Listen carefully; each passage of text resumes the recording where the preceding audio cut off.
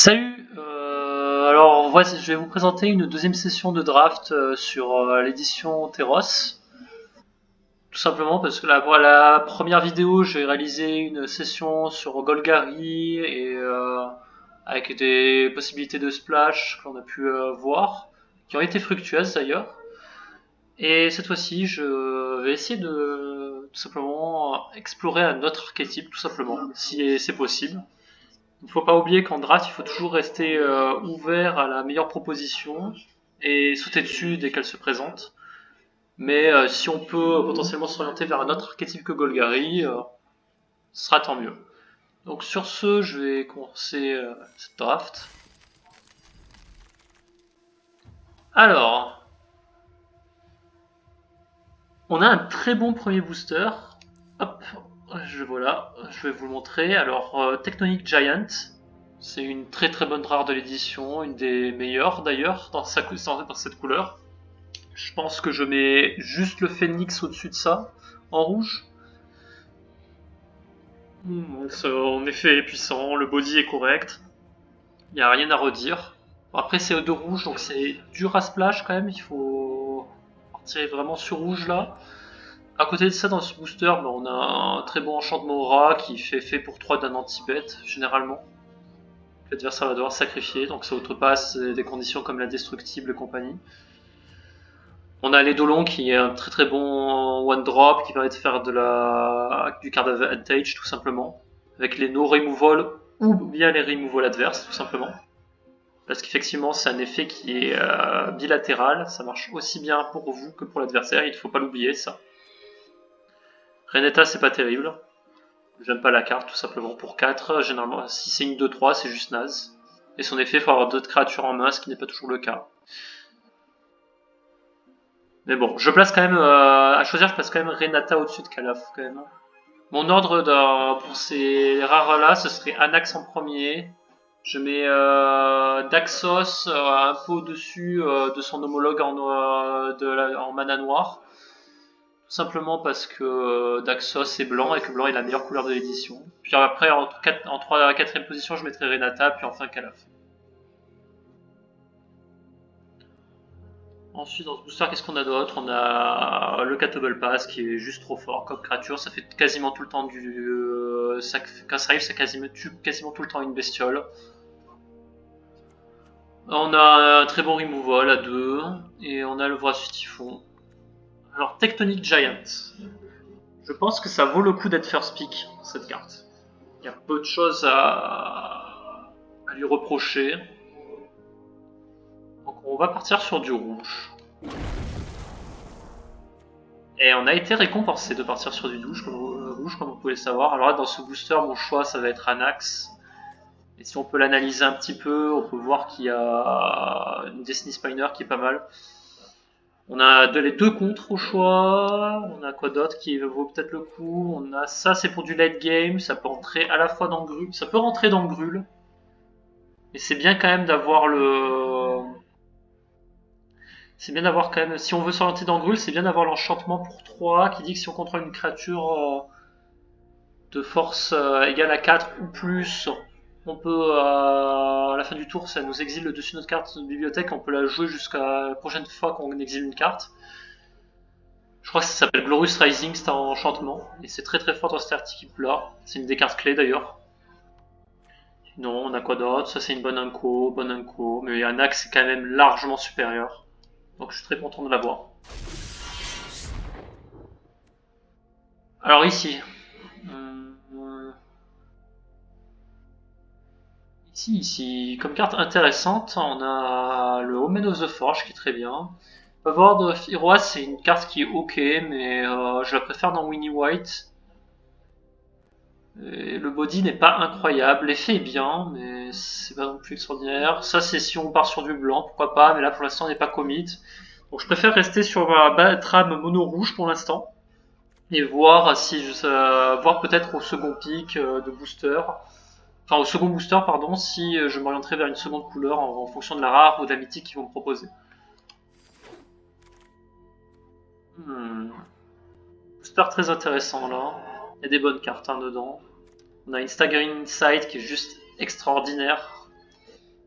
qui est une des meilleures cartes de l'édition, dans la rareté Unco. Mais cette carte, elle vaut très facilement ça, pas mal de rares de l'édition. À côté de ça, on a la lyre qui est très forte aussi. Rien à redire, c'est une très très bonne Unco. Ça peut être, c'est adapté à la fois dans un plan de jeu contrôle, dans un plan de jeu de tempo, dans un plan de jeu de gros. Ça peut entrer dans n'importe quel deck. Et à côté de ça, on a mono rouge, on a l'Underworld Rage Hound, qui est une très très bonne carte à escape. Alors là, le choix est pas évident. Le choix est pas évident parce que dans ce booster, on peut tout simplement avoir l'opportunité de partir sur du Jeskai, voire juste partir tout simplement sur blanc-bleu et virer toutes nos cartes rouges. Mais c'est un peu tristouné quand même, parce qu'on a des cartes rouges puissantes actuellement. Donc je pense pas partir sur cette choix-là, ça me paraît vraiment trop grisy. J'aime bien prendre l'Underworld, le Cerbère. Mais j'hésite tout simplement entre Cerbère et la lyre. La lyre, ça a toujours été efficace dans mes drafts. Mais son pouvoir level est pas si loin que ça du Rage Hound. Ça dépend si je joue un plan de jeu vraiment ultra aggro ou un plan de jeu juste peut-être aggro mid-range. Quelque chose comme ce qui ressemblerait à ça. Je sais pas, là le choix de draft est pas si évident que ça, je trouve. Après, la lyre permet de gérer beaucoup de choses dans le format, hein, y compris Dream Trawler. Hein. Donc je pense que l'Underworld Rage Hound, on pourra le pick avant, mais on pourra en avoir un après, c'est pas grave. Je pense que je vais prendre la lyre. La lyre, c'est vraiment une très très bonne carte que j'apprécie beaucoup. Alors ici, on a Stampede Rider, qui est une très bonne carte rouge. À côté de ça, on a Lovesome Chimera, qui est une carte escape décente en vert. Ça, je suis pas inspiré par cette carte de draw, ni par cet omen. Ça, c'est ok, mais c'est défensif. Laguna ban Storyteller, pour l'instant, on n'a qu'un seul en rang. On pourrait ranimer un axe avec ça. C'est pas forcément un mauvais pick, ça voudrait dire qu'on partirait rouge-blanc. Est-ce que ça vaut tant le coup que ça de choisir cette deuxième couleur pour cette carte, une deuxième couleur pour cette carte? Je ne sais pas.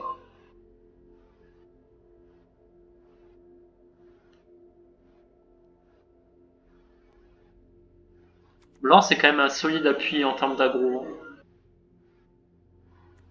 Même si là on n'est pas, mais c'est bien en mono blanc. À moins qu'on parte sur un Boros Value. Pas mal de choix là dans cette draft déjà qui nous se pose à nous, c'est intéressant. Final Flare c'est ok, mais c'est mieux dans un Rakdos Sacrifice. Là dans mon deck, ça a pas trop d'intérêt de le pick maintenant, on va dire, faut attendre de voir un peu plus loin dans la draft. Enfin dans le draft. Stampede Rider. C'est le pick le plus safe actuellement dans ce booster, c'est Stampede Rider. C'est une bonne créature, qui sera souvent 3-4, enfin qui sera assez facilement 3-4. Alors Laguna, je pense que je vais prendre le Stampede Rider, parce que j'ai pas envie de m'enfermer directement dans une couleur. Alors, Laguna Ban Storyteller, c'est une bonne carte. Mais j'ai pas envie de m'enfermer dans du blanc tout de suite. Je pense que le vert pourrait potentiellement plus nous apporter au vu de ce qu'on draft actuellement. Alors, on a un omen, hein. Omen blanc. L'aspect du Manticore, c'est pas mal aussi quand même.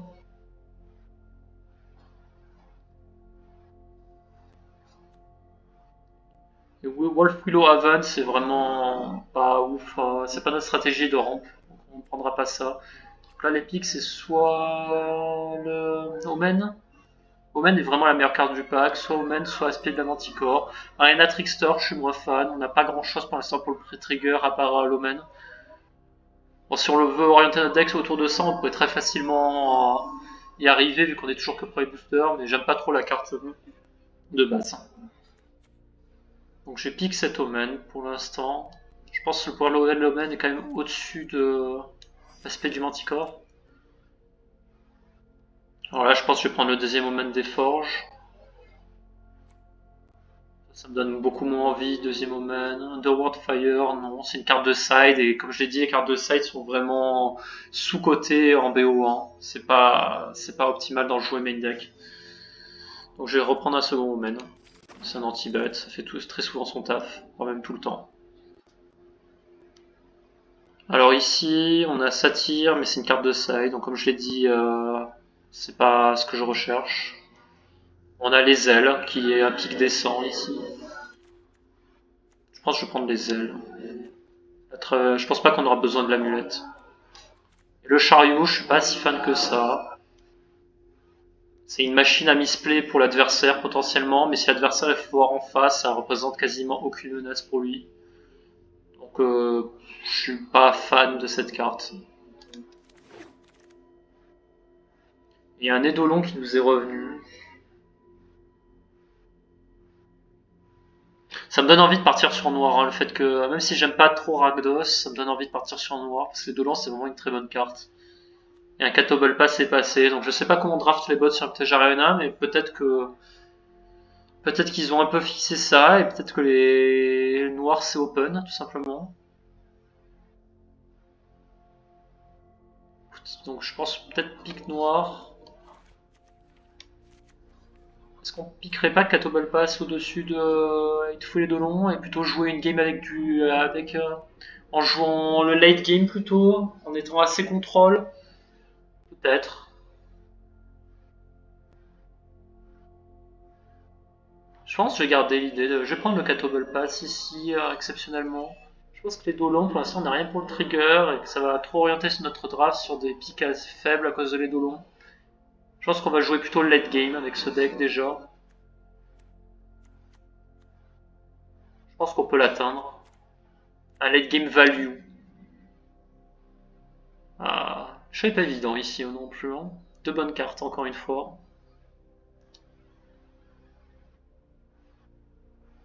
Après le Dolon casse bien les pieds. Je vais pas regarder sur Catobble Pass. Catobble Pass c'est vraiment une carte géniale. Soul Reaper of Mogis, c'est pas mal. On va prendre un deuxième Stampede Rider, mais je pense que je vais prendre l'enchantement. Là, je vais prendre le chariot pour l'instant. Un Temple Thief. Et l'Omen. Sortir Skunning. Donc là, ce qu'on regarde tout d'abord, c'est qu'on n'a pas trop de cartes avec Escape. Donc il va falloir rapidement en trouver pour essayer de rivaliser de value avec d'autres decks. Pas se faire trop outgrind. Donc là, on a Breach. Breach c'est pas une très bonne carte en draft. C'est vraiment dur de faire de la value avec.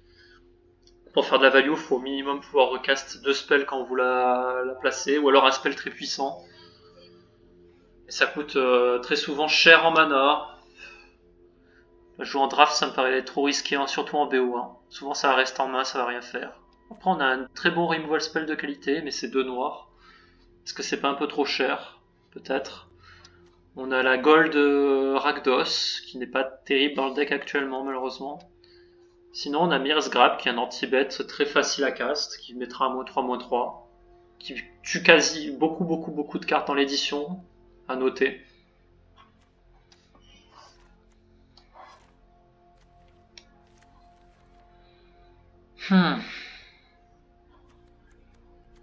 Mais bon, j'aime bien partir du principe quand je vais jouer bicolore. Et drag, et je mets quand même drag au-dessus de Myers Grasp. Je vais jouer rouge-noir du coup.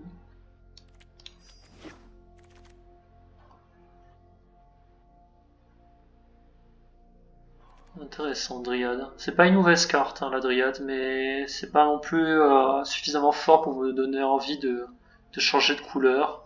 J'ai quand même 2 cartes puissantes à travers cet anti-bet et le Catobble Pass. Et je peux très bien prendre un pick safe à travers la lampade de Death Sigil.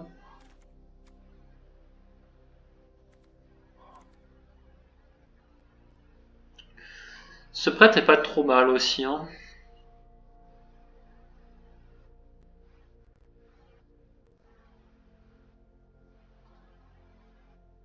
Mais je pense qu'il va faire le tour, ce prêtre. Je pense que les bots vont pas jouer Rakdos. On verra bien, peut-être que je me trompe, mais je pense que je vais prendre la lampade tout de suite. C'est une carte clé. Un troisième Slaughter Priest. Et ben ils vont vraiment me forcer à le jouer, hein. Dans ce booster, il y a quoi d'autre? Il y a un Infuriate qui peut être décent. Il y a Nixband Marauder qui est une créature ok. À côté de ça, il y a d'autres cartes que je pourrais pas jouer. Il y a Wrap in Flame, c'est une carte de side aussi généralement, mais elle peut être jouée main. C'est une des rares cartes de side qui peut être jouée main deck potentiellement si on a des stratégies vraiment aggro. Cependant, notre deck pour l'instant, au niveau aggro, il est pas terrible. Hein. Je l'ai pas forcément orienté comme ça tout de suite. Et je vais prendre le prêtre là, je prends de la gold.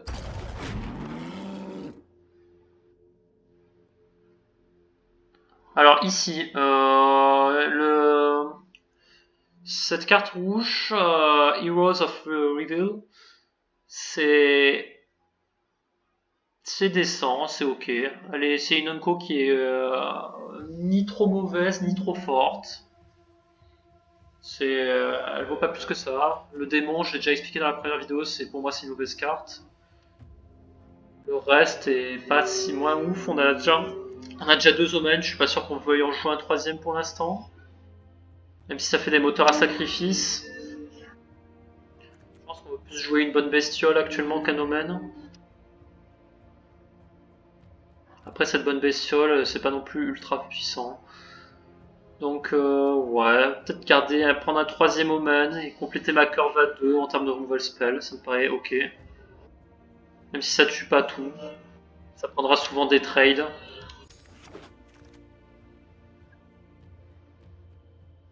Alors ici, il nous propose notre première carte. Il nous propose 2 bonnes cartes. Cet enchantement qui est bien. Cet enchantement qui est très bien, même c'est un bon removal spell. On a un très bon drop 2, ça aussi. C'est un drop 2 qui va prendre souvent des value trades. Si l'adversaire ne joue pas autour. Et sinon, on a une carte d'escape à travers le poney. Le poney, mais c'est pas la meilleure carte escape qu'on pourrait avoir dans nos couleurs. C'est un peu triste de la prendre maintenant. J'ai pas trop envie. Je pense que je vais continuer à prendre un bon removal. Ça, le chariot, on le jouera pas. Je vais prendre un bon removal spell.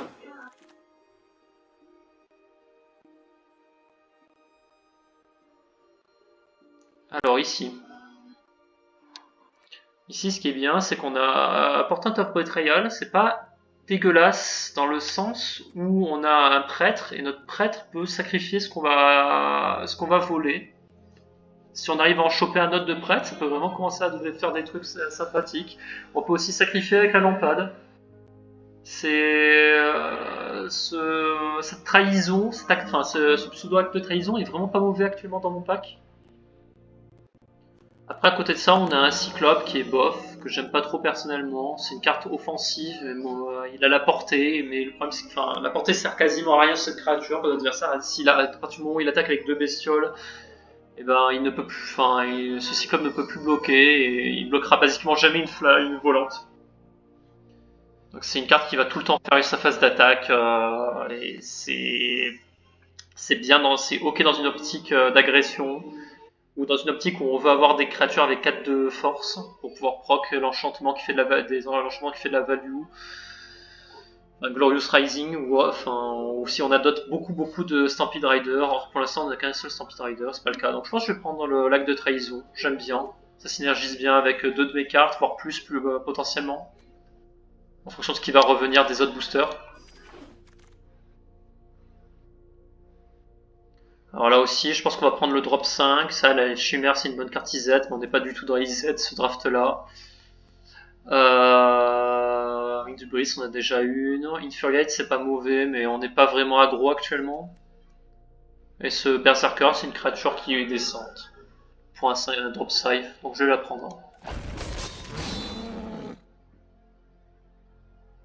Ici, je vais prendre une deuxième lampade. C'est une des meilleures cartes noires du tout. C'est peut-être le meilleur tout drop noir en commune, je trouve. Donc ça fait très souvent son taf, ça met une pression sur l'adversaire, ça a potentiellement la capacité de nous faire gagner des points de vie. Et ça nullifie la plupart des anti-bats adverses. Les anti-bats adverses se transforment en drain de 1 pour moi. Après on a un 4 drop à travers le Nixman Marauder, mais je pense que je vais reprendre une lampade, c'est bien, ça défend bien en early et ça a une très bonne utilité en late game. Voilà, comme annoncé, le prêtre de Mogis est revenu, donc on va le pique lui aussi, c'est bien. Petit sacrifice. Ici, je pense qu'on ne joue à rien de tout ça, donc on va simplement enlever la meilleure carte du booster ou la carte qui s'embête le plus, et c'est la tortue. Tout le reste, c'est pas très fort. Ici, on peut prendre le Wrap in Flame. Peut-être qu'on y trouvera une utilité, mais je ne suis pas convaincu. Ici, on va prendre le Stampede Rider. Et là, on prend la meilleure carte. Ça, on ne le jouera pas. Ah!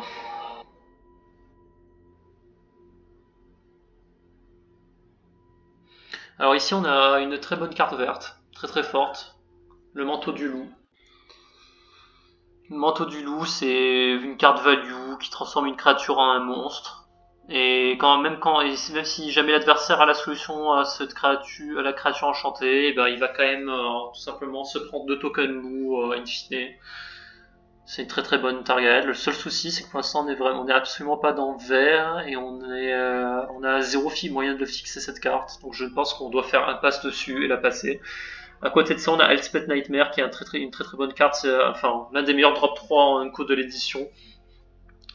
Tout simplement parce que si on arrive à éliminer une créature, puis virer une carte active la main de l'adversaire, puis exiler son cimetière, c'est la fiesta et l'adversaire très rapidement tombe derrière dans la partie. Donc ça vaut le coup. Après, on a cette carte-là qui est vraiment dans une optique sacrifice, mais on n'est pas à 100% commit dans cette optique-là, donc je vais prendre la carte value. Elspeth Nightmare. Côté ça, on a Final Flare qui est ok, mais ça n'a pas le power level de Elspeth Nightmare. Donc je prends cette carte-là. Alors, ici. Alors, dans notre draft, ce qui nous manque cruellement, c'est des cartes qui escape, malheureusement. Aegis Favor pourrait être une bonne carte à escape, c'est potentiellement un anti-bet en early, et après c'est à booster nos créatures pour prendre des trades. Ça peut être décent. Ça peut être totalement décent, sinon on a ce 5 drop qui est décent aussi. Qui permet de sacrifier encore une fois. Je sais pas. Mais je trouve que cette carte quand même perd de son utilité en late game malheureusement. C'est moins fort en late. Alors que ceci reste très très fort en late. Enfin, c'est une bonne menace. C'est une menace en late game, ce qui Mogis Fiver n'est pas malheureusement. Donc je vais prendre le chef de guerre. Alors ici encore une fois on a le choix entre une carte qui escape, on a le choix entre un très bon drop 4. Drop 4 qui a une capacité ok, qui met de la pression, qui met des bonnes phases d'attaque, qui prendra souvent un trade équivalent, voire un value trade. On a un Myers Grasp, mais on commence déjà à avoir pas mal de removal spell, donc pas besoin de plus commit dessus. En main des forges, on a déjà 3, je sais même pas si on va jouer les 3, donc ça ne sert à rien d'en prendre un supplémentaire. Après cet enchantement là est décent, mais je pense que je joue quand même le Minotaur au-dessus, en drop 4. Ici, on a une harpie pour gérer le cimetière qui peut être décente. On a un autre acte de trahison, mais je pense que jouer un seul acte de trahison, pour l'instant, ça suffira. Encore que, ça peut être ok d'en avoir encore un.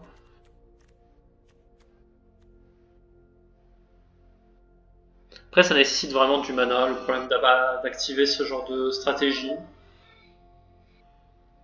Faut tenir le game. Après, est-ce qu'on a de quoi tenir le game? Je le pense quand même. En fait, ça m'énerve un petit peu de prendre une harpie au-dessus qui n'est pas une très bonne carte. Je vais reprendre un acte de trahison. On peut peut-être faire un truc sympa. Bon, là, c'est dommage qu'on n'ait pas. Là, je commence à avoir les nerfs. Après, c'est un booster godlike pour ceux qui ont choisi de partir sur blanc. Il y a l'Oplite qui est une carte clé de mono blanc qui est juste incroyable. Et Commanding Présence qui est l'un des meilleurs enchantements aura de l'édition. Et où on a Actos qui est basiquement un monstre et qui peut très facilement terminer une partie si l'adversaire n'a pas une réponse immédiate à cette carte. Mais on peut jouer aucune d'entre elles, tristement. Donc du coup on va prendre le bon troop drop, c'est quand même ok.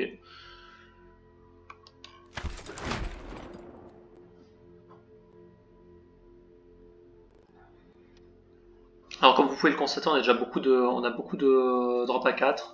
Je pense qu'on jouera pas le Wrap in Flame parce qu'on n'est pas suffisamment aggro. Euh...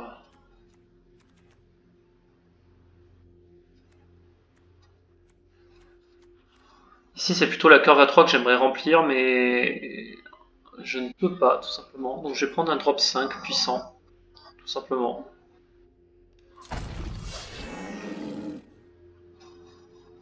Alors le triomphe d'Anax, c'est pas une mauvaise carte. Ça booste une créature plusieurs fois. Et c'est un effet de fight à la fin qui peut être décent. Ça peut permettre de gérer une menace, donc on peut le prendre. Je suis pas sûr qu'on la jouera, mais ça peut être ok.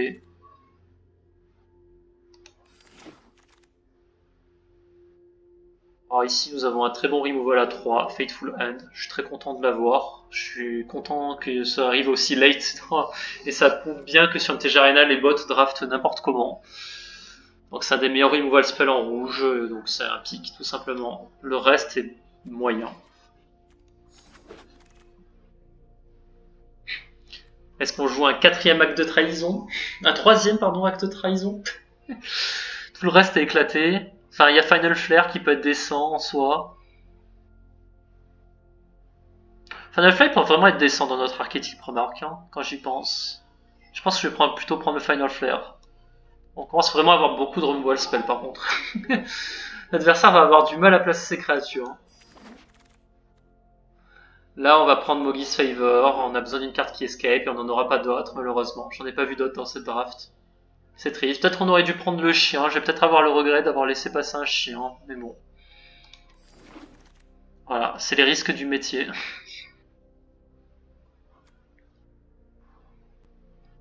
Est-ce que j'ai besoin de plus de cartes de cartes à 5 de mana? Je ne pense pas. On a déjà 4 cartes à la late game.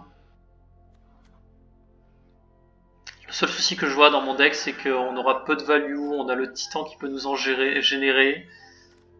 Enfin, pas peu de draw engine, je veux dire. C'est plutôt ça. Pour l'instant, j'ai que mon géant pour générer ce genre d'effet, tristement. Donc bon, peut-être qu'on va prendre ça. Je ne suis pas si convaincu qu'on va le jouer. Je pense pas qu'un troisième Minotaur ce soit judicieux actuellement. Satyr's Cunning, j'en ai déjà un. Bouclier, je peux le prendre. Je pense que je le jouerai pas. C'est pas une carte que j'apprécie vraiment. Ça peut protéger un spoiler, mais c'est vrai. Enfin, c'est basiquement du mana perdu pour pas grand chose. On n'impacte pas énormément le board. Enfin, et puis ça coûte cher aussi. 4 de mana investi pour donner plus 0, plus 2 expo à une créature. Enfin, c'est vraiment pénible.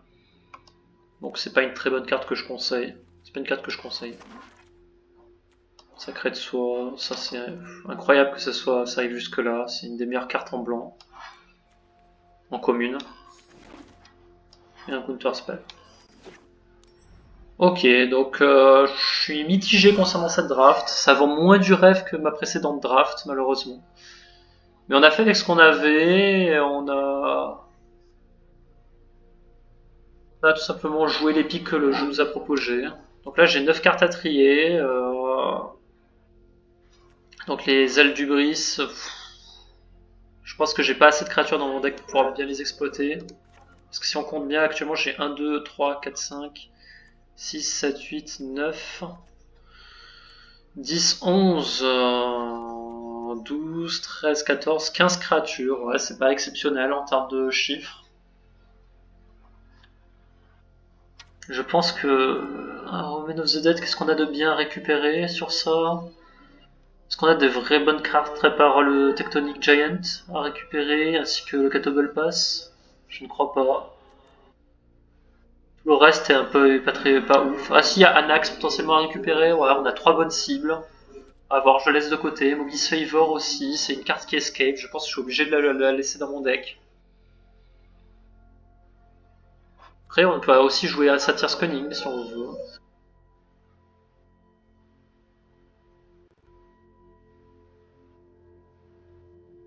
C'est très peu cher. C'est une des cartes qui a le coût en escape le moins cher. Mais qu'est-ce que ça fait rien malheureusement. Ça pond des 1-1 qui ne peuvent pas bloquer. C'est très bien dans les stratégies aggro all-in, mais c'est pas vraiment ce que on veut nous. Après, en soi, ceci, ça peut être pas mal, dans le sens où ça nous permet de pondre des créatures que l'on peut sacrifier après derrière avec la lampade. Ou aussi avec le sauteur Priest of Mogis. Ça paraît pas délirant de jouer ça au-dessus de Mogis Saver du coup. Donc je pense que je vais rentrer Satyr's Cunning. Je pense pas jouer Omen of the Dead pour l'instant. Peut-être jouer un Omen en moins, on va voir. Je pense que Triomphe d'Anax c'est pas terrible malheureusement. C'est aggro mais sans plus. Et mon aggro est pas terrible actuellement malheureusement.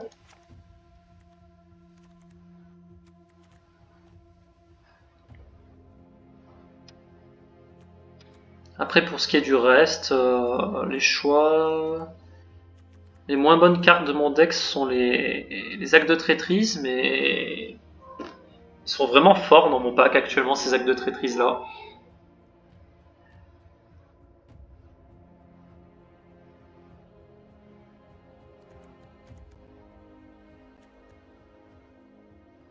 Spectre of Lamprey, peut-être j'en ai pas besoin. Je suis pas convaincu par la carte. Ça coûte un peu trop cher malheureusement. Peut-être que le Rage Scared Berserker est pas ouf aussi. On a déjà des drops curve à 3, une curve late game qui est ok. Et puis de toute manière, les spoilers adverses, on les récupérera avec ça et on les sacrifiera. C'est plutôt un deck vicieux là que j'ai fait, alors je le reconnais. Euh, euh,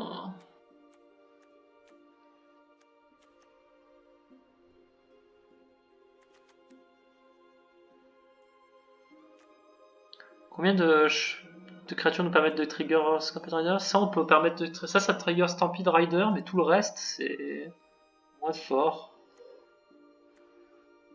Je pense qu'on peut cut un Stampede Rider parce qu'on n'arrivera pas forcément à exploiter tout le temps la pleine puissance de cette carte.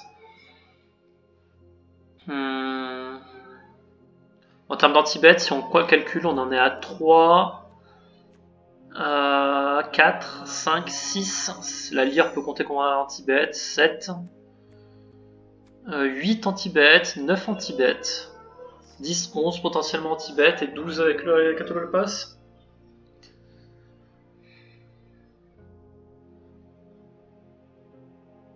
« 12 anti-bet quand même déjà. Je pense qu'on peut cut un Omen.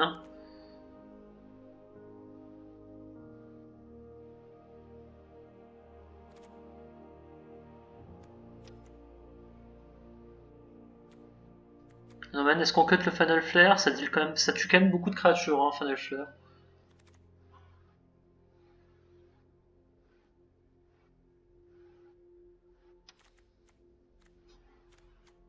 Hmm.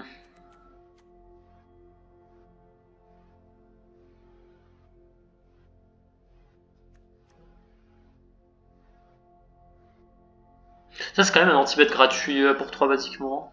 Peut-être c'est le Fatal Full End que je dois cut. Hein. C'est triste à dire, mais... Alors peut-être le dernier Stampede Rider.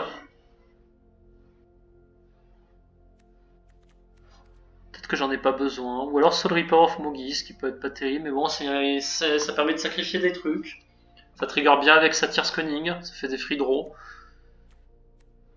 C'est pas J'aime pas virer un anti-bet de cette qualité. Je peux pas cut Elspeth Nightmare tout simplement parce que c'est ma seule gestion cimetière actuellement de mon deck, ce qui est un peu dommage, mais bon, j'ai pas pu faire autrement. Enfin, si, j'aurais pu piquer une harpie, mais c'est quand même fatigué.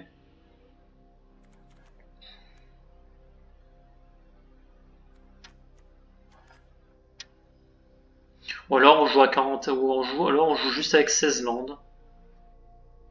On peut faire ça aussi. Cut un noir, jouer à 9-7. On peut faire ça. Notre curve late game est pas si importante que ça.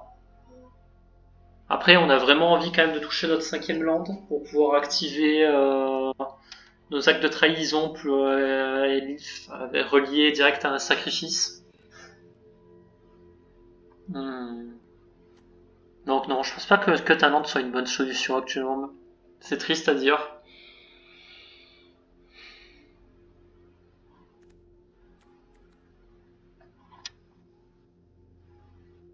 Je pense que j'ai cut l'autre Stampede Rider. J'ai joué à 13 créatures mon deck, mais avec beaucoup de contrôle.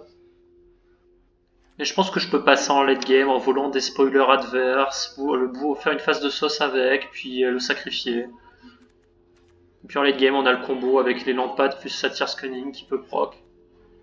Si on n'est pas encore mort. Ouais, je cut le Stampede Rider. Bon, le choix là, je pense, c'est entre Soul Reaper of Mogis et Stampede Rider. Je pense que Stampede Rider est pas terrible.